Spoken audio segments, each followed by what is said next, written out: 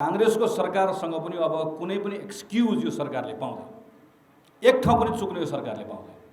केपी ओलीले यो गरेन त्यो गरेन भनेर भन्ने दिन गयो।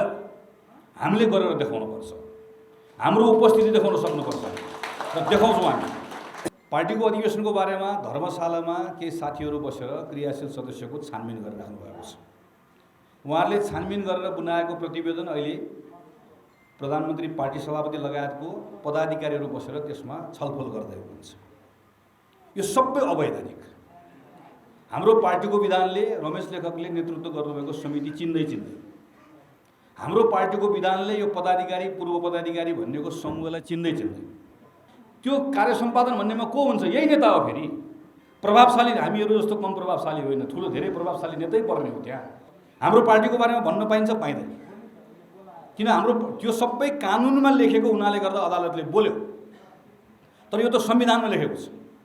संविधानमा प्रष्टसँग हामीले 5 वर्ष पछाडि 6 महिना थप्न पाइन्छ भनेर लेखेर ल्याएकोले संविधानमा लेखिएको विषय अदालतले वा कसैले बोलेर पनि त्यसलाई काट्न पाउँदैन, सक्दैन। प्रभावशाली नेताहरू प्रत्येक दिन बस्नु भएको छ।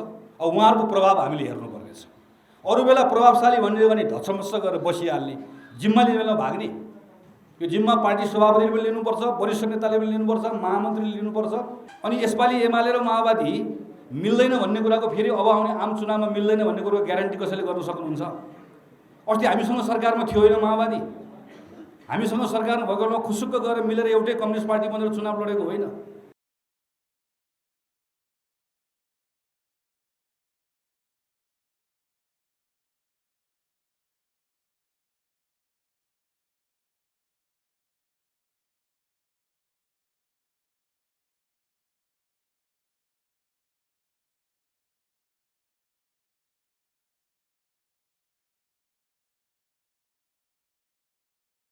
र यही दुःखको बेलामा हामी सरकारमा पुगेका छौँ।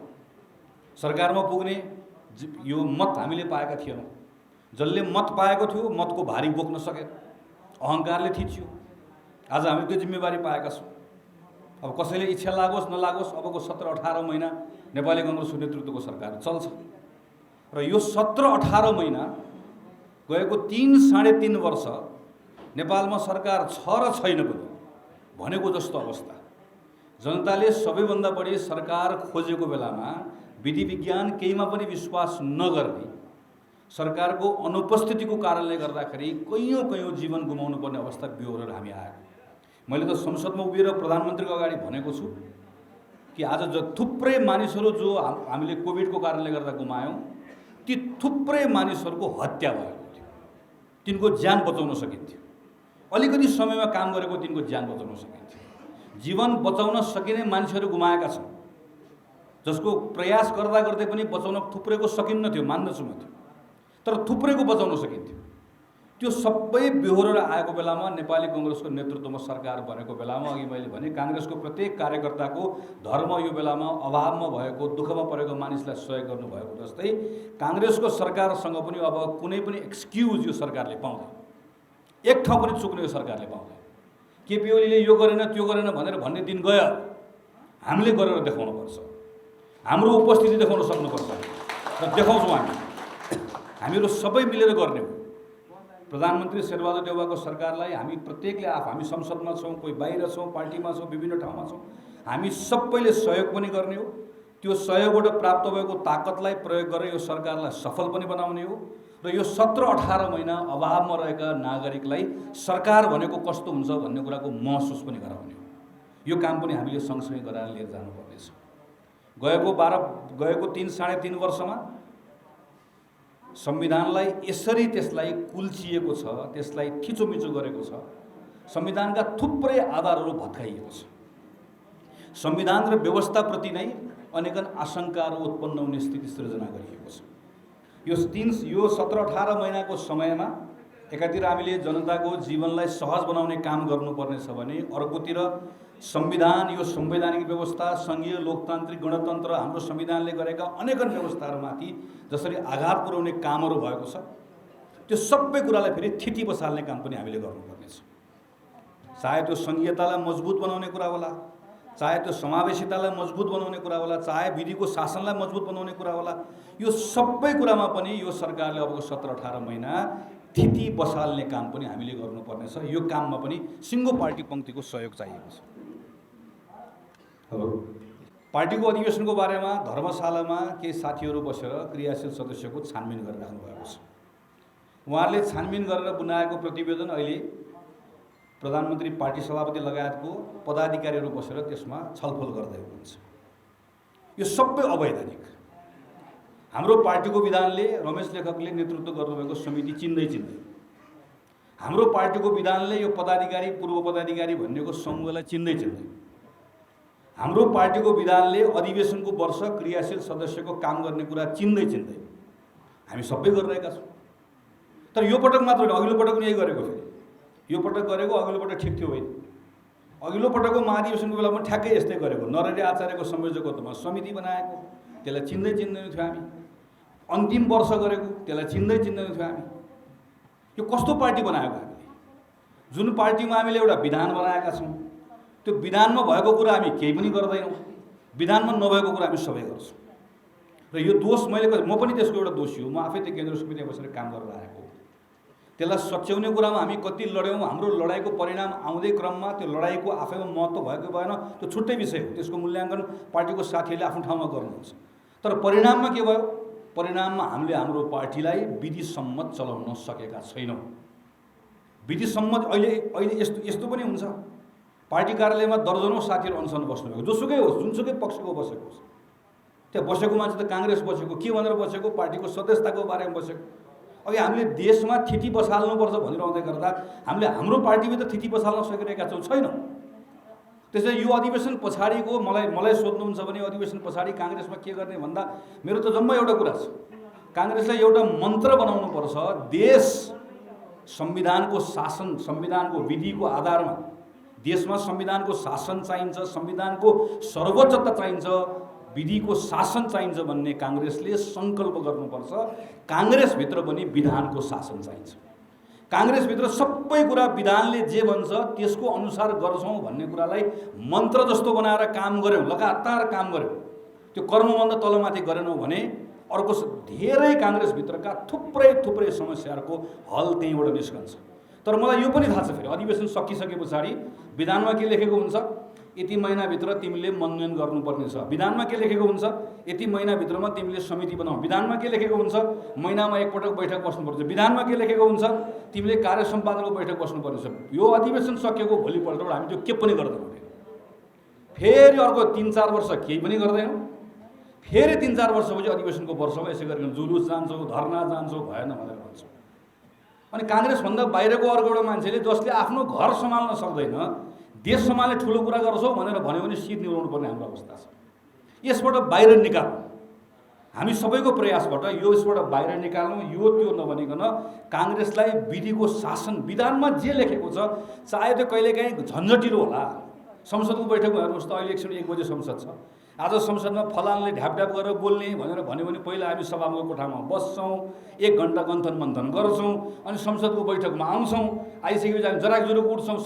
सभामुखले पनि यसो नदेखा जस्तो गर्नुहुन्छ, किन उठेको मान्यज्यू भन्नुहुन्छ, अनि हामी पनि उठिराख्छौँ। तपाईँहरूमध्ये कोही बोल्ने हो भनेर सोध्नुहुन्छ, ए फलानो भनेर माथिबाट हेऱ्यो, सबै मिलाएको हुन्छ। हामीले पहिला फलानो भन्छौँ, किन त्यसो गरेको, किन त्यसो गरेर भने त्यहाँ थिति बस्दै नभए ऊ पनि उठ्यो, उसले पनि बोल्छु भन्यो भने त्यो संसद प्रत्येक दिन त्यो माछा बजार जस्तो हुन्छ।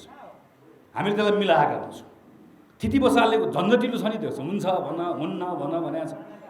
तर त्यो झन्झटिलो भए पनि प्रोसेस त्यस कारणले गर्दा महत्त्वपूर्ण हुन्छ। पार्टीको बैठक पनि आज पदाधिकारी र पूर्व पदाधिकारीको ठाउँमा बस्नुपर्ने को काङ्ग्रेसको कार्य सम्पादन समिति भनेर बनाउनु पर्ने।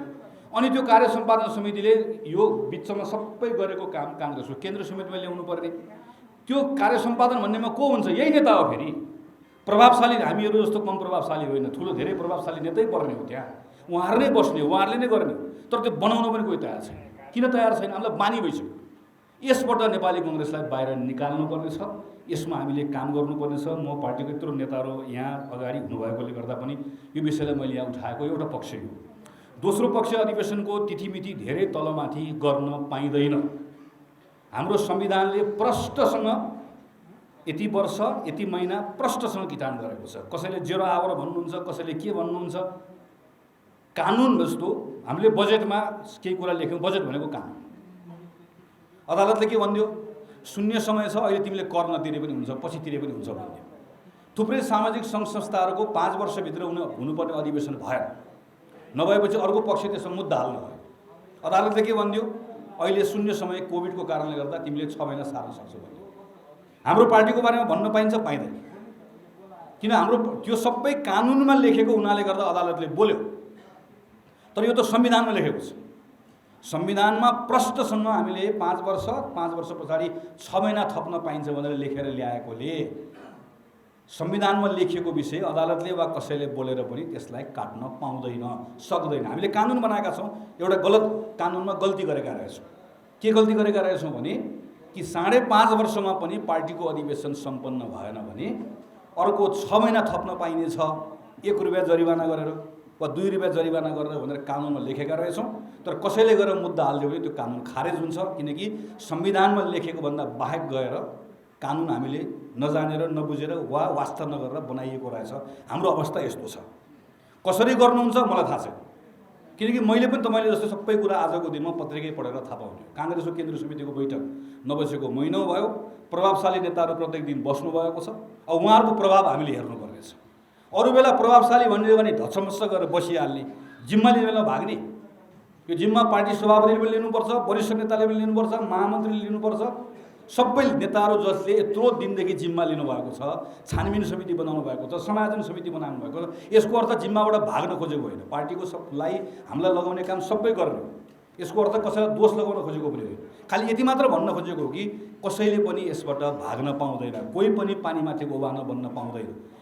हाम्रो पार्टी एउटा खालको ठुलो वैधानिक सङ्कटमा पर्दैछ। काङ्ग्रेसले भोलि गएर कि हामीले अहिले कोहीले भन्नुहुन्छ अदालतले यो कुरा बोल्दैन। अदालत त्यसो त म उहाँलाई प्रश्न गर्छु, अदालतले बोल्दैन भनेर कसैले भन्नुभयो भने न्यायाधीशसँग कुरा गरेको। हिजो केपी ओलीले अदालतको बारेमा बोल्दै गर्दा सेटिङ भनेको नि हामीले। अहिले कसैले जिम्मा लिन सक्छ? आज नेपाल कम्युनिस्ट पार्टी एमालेका मानिसहरू अदालत धाकादायी छन्। माओवादीको त्यो माओवादी पनि होइन, एमाले पनि होइन भने सांसद अदालत धाकोदायी छ। जनता समाजवादी पार्टी अदालत धाकोदायी छ। काङ्ग्रेस अदालत धाउँछ? धाउँदैन काङ्ग्रेस अदालत। काङ्ग्रेसले आफ्नो अधिवेशन सम्पन्न गर्छ। त्यो अदालत भोलि गएर एउटा कसैले मुद्दा मात्र हाल्यो, जितौँला मुद्दा, अनि हामी पनि झोला बोकेर अदालत धाएर बस्ने हो। हाम्रो पार्टीको वैधानिकता जोगाउने कुराको सन्दर्भ सङ्कट छ, अप्ठ्यारो छ। यस्तै बेलामा नेतृत्वले समस्याको समाधान दिने भनेको सङ्कटको बेलामा हामीले कुनै न कुनै उपाय खोजेर हाम्रो अधिवेशनको काम सम्पन्न गर्नुपर्नेछ। यो अधिवेशनबाट हामी नयाँ नेतृत्व लिएर आउँछौँ। म आज थुप्रै नेताहरूले चर्चा गर्नुभएको छ। मेरो रामेछापको सबै मञ्चमा बस्नुभएको, तल बस्नुभएको मेरो अग्रजहरूलाई विनीत भएर म एउटा कुराको आग्रह गर्न चाहन्छु। हामी अधिवेशन सम्पन्न गरेको केही समय पछाडि 3टा निर्वाचनमा लगातार जाँदैछौँ। स्थानीय निर्वाचन, प्रदेशको निर्वाचन, आम निर्वाचन। म जस्तो काङ्ग्रेसको माथि बस्ने मान्छेलाई यतिखेर रामेछाप भनेको तपाईँले मलाई सोध्नुभयो भने मेरो लागि रामेछाप भनेको 25 भनेको 25 भोट महाधिवेशन प्रतिनिधि। त्योभन्दा दायाँ बायाँ धेरै काठमाडौँ बस्ने नेतालाई यतिखेर के हुन्छ भने सभापति लड्छु, महामन्त्री लड्छु, केन्द्रीय सदस्य लड्छु भनेको मान्छेले यसो हेर्छ, यसले मलाई हाल्छ कि नहाल्छ, यसले मैले गर्ने भनेको 25। तर रामेछापमा काम गरेको नेताहरूको लागि चाहिँ 25 हो त। रामेछापमा काम गरेको नेताहरूको लागि तपाईँहरूको 8वटा पालिका होइन त। जम्मा एउटा पालिका जितेको होइन, सङ्घ हारेको होइन, 2टा प्रदेश हारेको होइन, एमाले र माओवादी 2टा हुँदै गर्दा पनि सबै स्थानीय चुनाव हारेको होइन। अनि यसपालि एमाले र माओवादी मिल्दैन भन्ने कुराको फेरि अब आउने आम चुनावमा मिल्दैन भन्ने कुराको ग्यारेन्टी कसैले गर्न सक्नुहुन्छ? अस्ति हामीसँग सरकारमा थियो होइन माओवादी, हामीसँग सरकारमा भएको बेलामा खुसुक्क गएर मिलेर एउटै कम्युनिस्ट पार्टी बनेर चुनाव लडेको होइन। फेरि रामेछापमा एउटै कम्युनिस्टसँग चुनाव लड्नु पर्दैन भनेर कसैले ग्यारेन्टी दिन सक्छ? अहिले काङ्ग्रेसले आफ्नो ताकतमा सङ्घको चुनाव लड्ने, प्रदेशको चुनाव लड्ने, 8वटा पालिकाको चुनाव लड्ने हैसियत बनाएर राख्न सक्नुपर्छ। यहाँ शेरबहादुर देउवा, रामचन्द्र पौडेलदेखि लिएर कोही सबैलाई वा म गगन थापासम्मको लागि रामेछाप यतिखेरको त्यसको महत्त्व 25जना महाधिवेशन प्रतिनिधिको हुँदै गर्दा चुनाव हारेर, त्यो पनि सबै ठाउँमा हारेको रामेछापका प्रत्येक साथीको लागि चाहिँ यो अधिवेशनको महत्त्व आउने चुनाव जित्ने कुरासँग जोडिनुपर्छ। त्यसैले तपाईँहरू कसरी मिलाउनुहुन्छ, के गर्नुहुन्छ मलाई थाहा छैन। तपाईँहरू सल्लाहले सहमति गर्नुहुन्छ, निर्वाचन लड्नुहुन्छ, त्यो मेरो के पनि सुझाव छैन। मेरो खालि यति मात्र कुरा छ, हामी अधिवेशनको क्रममा चुनाव लड्दै गर्दा यति धेरै तिक्तता नबढाउँ वा सहमति गर्दै गर्दा जे गर्नु सक्नुहुन्छ सहमति गर्नु, सक्नुहुन्न निर्वाचनले लड्नु होला, तर तिक्तता यति धेरै नबढाउँ कि यो चुनाव सकेको केही दिन पछाडि फेरि त्यो प्रतिशोध लिनुपर्ने अवस्था नबनाऊ। अब यहाँ महाधिवेशन सकिएको 6 महिना पछाडि झोला बोकेर काङ्ग्रेसको गीत गाएर 8वटा पालिकामा गएर भोट माग्नुपर्नेछ, वडाको सदस्य लड्नुपर्नेछ। आज यो विचित्र छ नि त। अब एउटा यो पार्टीभित्र, आफ्नै पार्टीभित्र म चुनाव जित्नु भनेको त मैले अर्को म जित्नु भनेको कोही हार्ने मान्छे को हो? हार्ने मान्छे मेरै साथी त हो नि। हार्ने मान्छे मेरै साथी हो। मैले मेरो आफ्नै निर्वाचन क्षेत्रमा अनुभव गरेर आएको छु। म चुनाव लड्ने मान्छे, मैले अघिल्लो पटक मेरो निर्वाचन क्षेत्रमा चाहिनेभन्दा बढी रुचि राखेँ, चाहिनेभन्दा बढी अलिकति मैले आफ्नो नियन्त्रण राख्न खोजेँ। त्यसको सबभन्दा ठुलो क्षति मैले बेहोरेँ, स्थानीय चुनावमा बेहोरेँ। आम चुनाव बल्ल म त्यसबाट सिकेर आएको छु।